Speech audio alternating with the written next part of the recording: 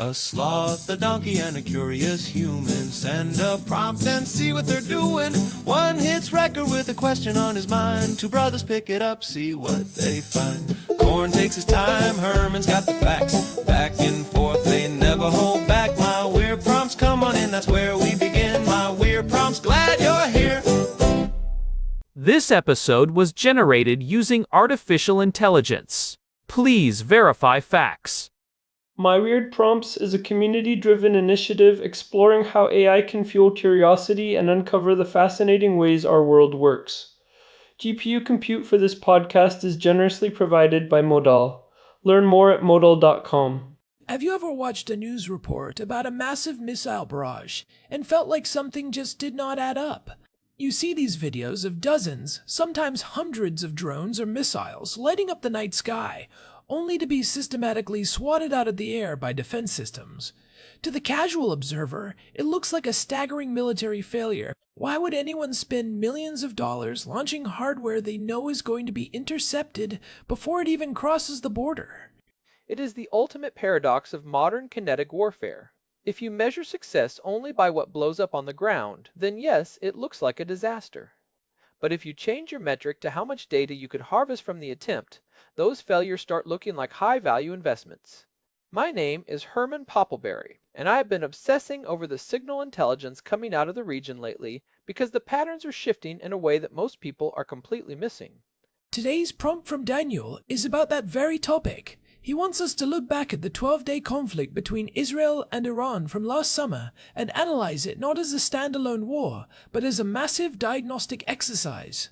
A preliminary test, if you will, for the current escalation we are seeing here in March of 2026. Daniel is asking if we are watching a series of high-stakes experiments rather than a traditional war of attrition. Daniel is hitting on something fundamental that has redefined regional strategy. We often think of military operations in the Middle East through the lens of 20th century warfare, where the goal is to degrade the enemy's physical capacity to fight. You blow up their factories, you kill their soldiers, you destroy their tanks. But in an era of algorithmic defense and integrated sensor nets, the primary objective has shifted. It is now about mapping the adversary's observe, orient, decide, and act loop. The OODA loop.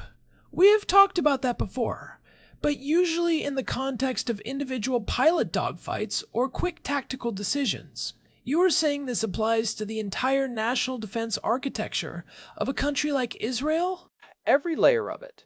When Iran or its proxies like Hezbollah launch a coordinated strike, they are not just trying to hit a target, they are pinging the system. Think of it like a network administrator running a stress test on a server. They want to see where the bottlenecks are, which routers fail under load, and how long it takes for the backup systems to kick in.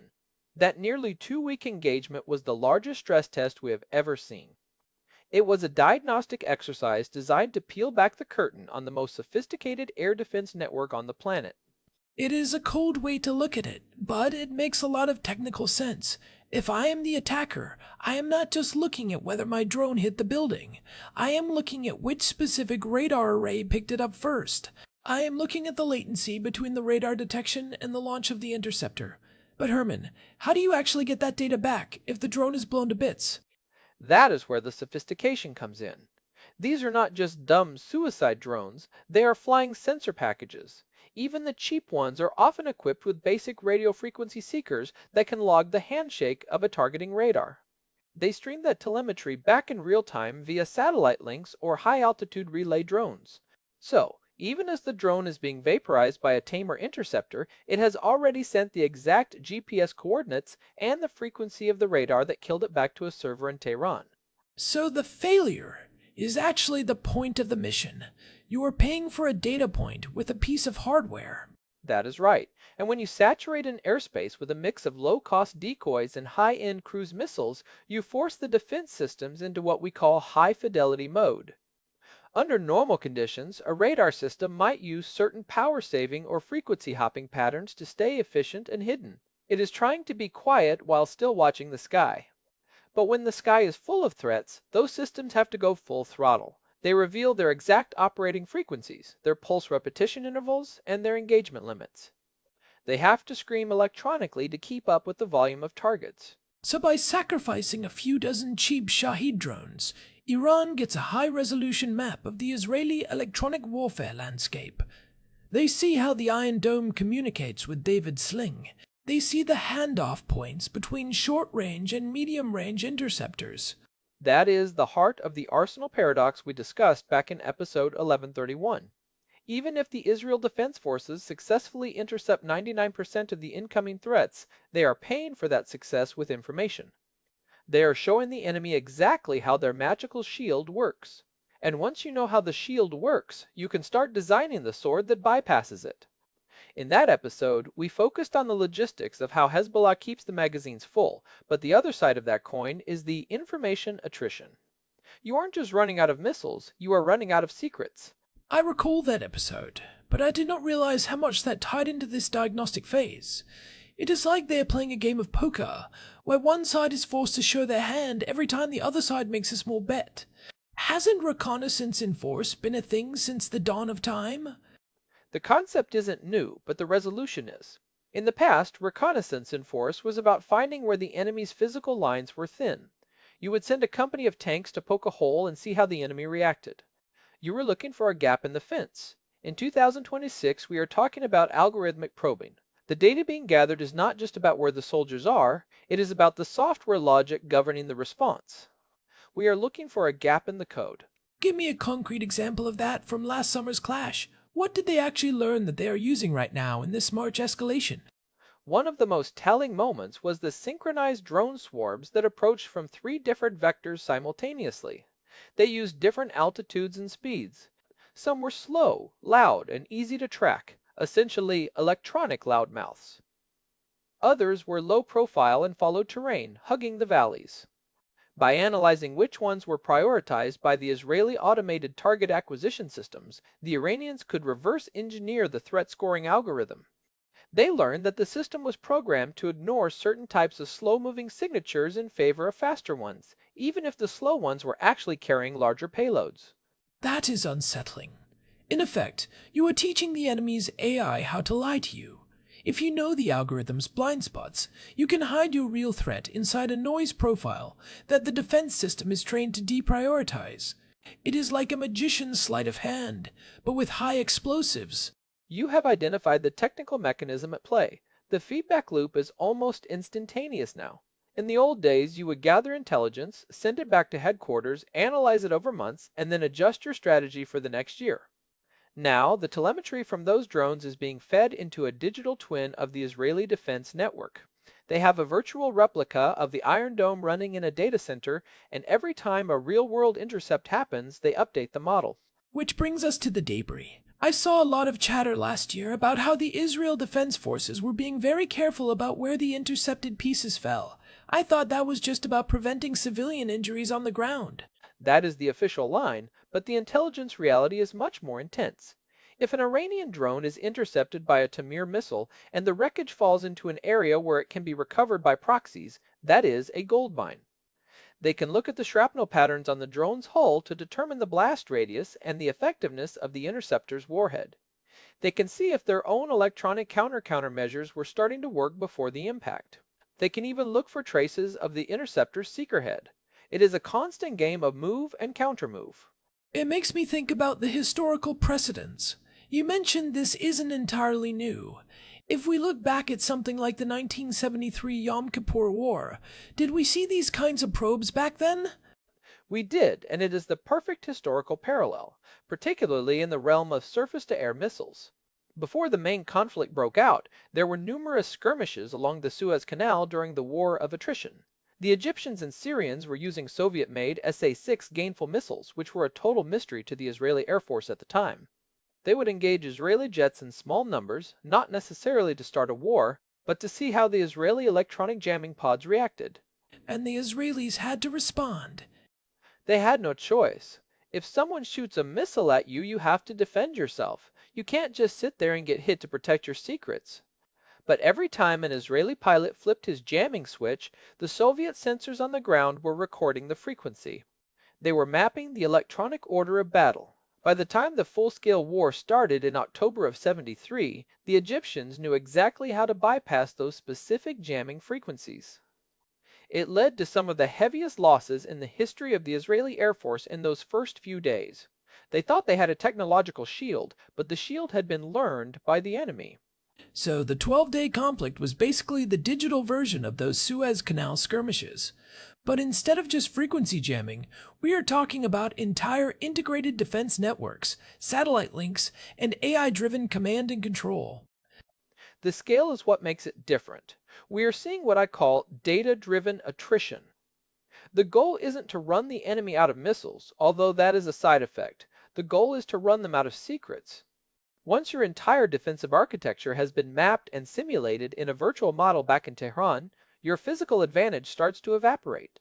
This is why the strikes we discussed in episode 929 were so much more synchronized. They were using the map they built during the 12-day conflict. That episode about data points in the sky really highlighted how the targeting had become almost surgical. It wasn't just a spray of missiles, it was a rhythmic, timed sequence. It felt like watching a conductor lead an orchestra, but with explosives. And that only happens because of the preliminary test. You don't try a synchronized, multi-domain strike like that for the first time when the stakes are at their highest. You do it during a limited 12-day conflict where everyone is still talking about de-escalation and proportionality.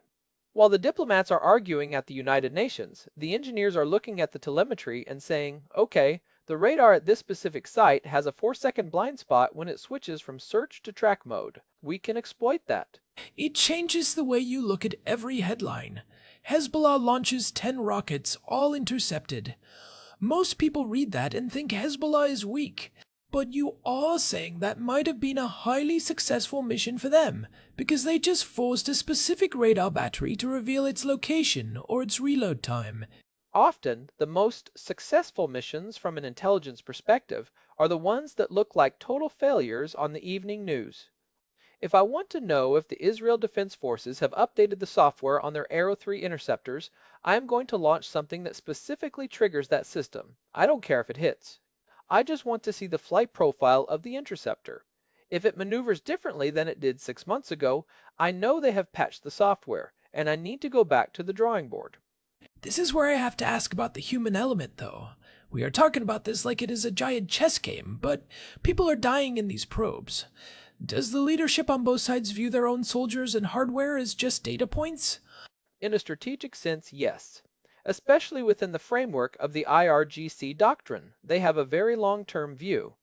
They are willing to sacrifice a generation of proxy fighters and billions of dollars in hardware if it means they are slowly dismantling the technological superiority of the West and Israel. It is a strategy of calculated impatience. They are constantly poking and prodding, looking for that one structural weakness that will make the whole house of cards come down. And what about the Israeli side? They are obviously some of the best in the world at this technical game. They have to know they are being probed. They aren't just sitting there letting their secrets be stolen, right? They know better than anyone. That is why you see them constantly varying their response. Sometimes they will use a lower-tech interceptor, even if a higher-tech one is available, just to keep the high-tech capabilities secret. They are playing a defensive shell game. They want to give the enemy false data. They might intentionally delay a launch by a few seconds or use a suboptimal radar frequency just to confuse the Iranian analysts. They are trying to feed poisoned data back into the enemy's digital twin. So it is a probe of a probe, a diagnostic test of the enemy's diagnostic tools. My head is starting to spin, Herman. It is like a hall of mirrors where no one is showing their real strength, because the moment you do, it becomes a vulnerability. That is the tragedy of modern warfare in this region. The very systems designed to keep people safe are the ones being systematically learned by the adversary. And as we see the escalation continue this month, in March of 2026, it is clear that the learning phase of last summer is over. We are now in the application phase. Which leads to what Daniel was asking about the current situation. If the 12-day conflict was the dummy run, what are we seeing now? Is this the final exam or just another larger diagnostic? I think we are seeing the transition from strategic probing to operational fusion. We talked about this a bit in episode 757 regarding the IRGC's direct command of Hezbollah. They aren't just gathering data anymore, they are using it to coordinate strikes that are designed to actually break through. The Arsenal paradox is becoming a reality because the volume of fire is now being combined with the precision they gained from those earlier probes. They aren't just shooting at the shield, they are shooting at the cracks they found in the shield last summer. It feels like the margin for error has basically disappeared. If every failed attack makes the next one more likely to succeed, then winning a defensive battle is actually a form of long-term losing. Unless you can innovate faster than they can learn. That is the only way out of the paradox. You have to change your defense architecture entirely. You move from fixed radar sites to mobile passive sensors that don't emit signals. You move from physical interceptors to directed energy weapons like the iron beam. If you change the fundamental physics of the defense, the old data the enemy gathered becomes useless overnight. Ah, the laser defense. That is the big one everyone is waiting for. If you are shooting down drones with a beam of light that costs $2 a shot and has no reload time, in the traditional sense, the whole saturation strategy falls apart. It resets the game. But then, of course, the enemy will start probing the laser system. They will look for atmospheric conditions, like heavy dust or moisture, that degrade the beam, or they will start coating their drones in reflective materials. The cycle never ends. It just moves to a different part of the electromagnetic spectrum. So, for the people listening who want to understand what is actually happening when they see these headlines, what should they be looking for? How do we spot a probe in the wild? Look for anomalies. If you see a strike package that makes no tactical sense, like sending 3 drones toward a heavily defended airbase while ignoring a nearby soft target, that is a probe. They are looking for a reaction from the airbase's specific defenses. Also, pay attention to the variety of hardware. If they are mixing old, obsolete rockets with brand new, unproven drones, they are likely testing how the defense system's threat library handles the new signatures. I would also add that listeners can actually monitor some of this themselves. There is a surprising amount of public domain data out there. Between satellite imagery providers like Sentinel and amateur flight tracking of electronic intelligence aircraft on sites like Flight Radar 24, you can often see the prep work for these probes. If you see a lot of activity from signal intelligence planes near the border, you can bet a probe is coming soon to give those planes something to record. That is a great point. The shadow war is visible if you know where to look. We are living in an era where information is the primary munition. The explosives are just the delivery mechanism for a data packet. It is a heavy thought, but it is better to understand the game than to be baffled by it. The 12-day conflict wasn't a failure for anyone except the people who lost their lives.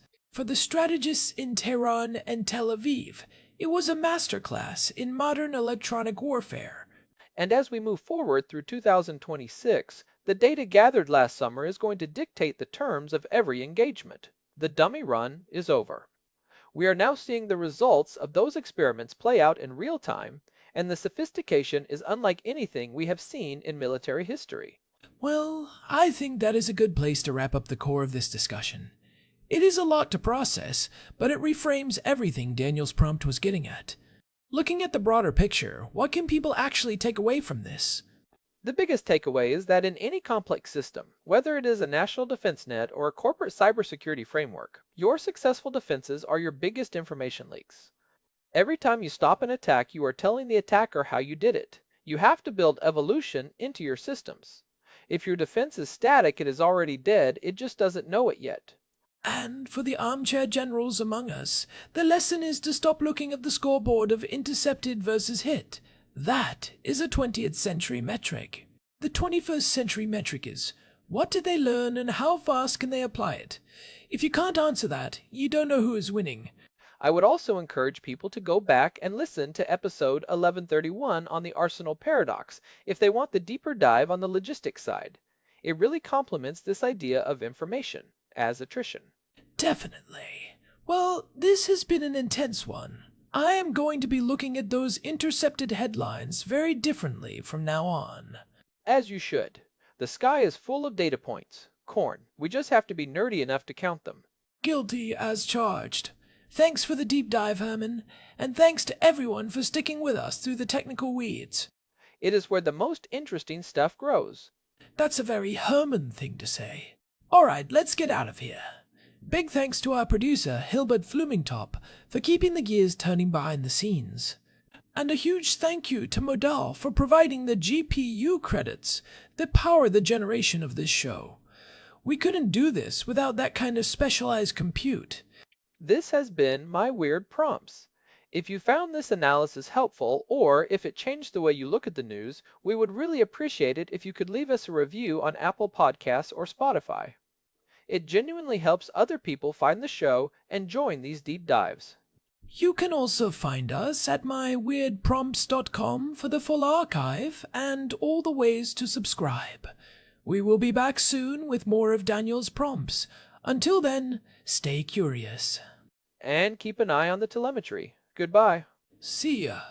This episode was generated using Gemini Flash 3. Text-to-speech engine was Chatterbox. Thanks for listening to our show, My Weird Prompts, where our thoughts go from slow takes to facts on cue. We change and follow through. My Weird Prompts, that's the close from sloth, from man, from long-eared host. My Weird Prompts, until next time, stay curious, keep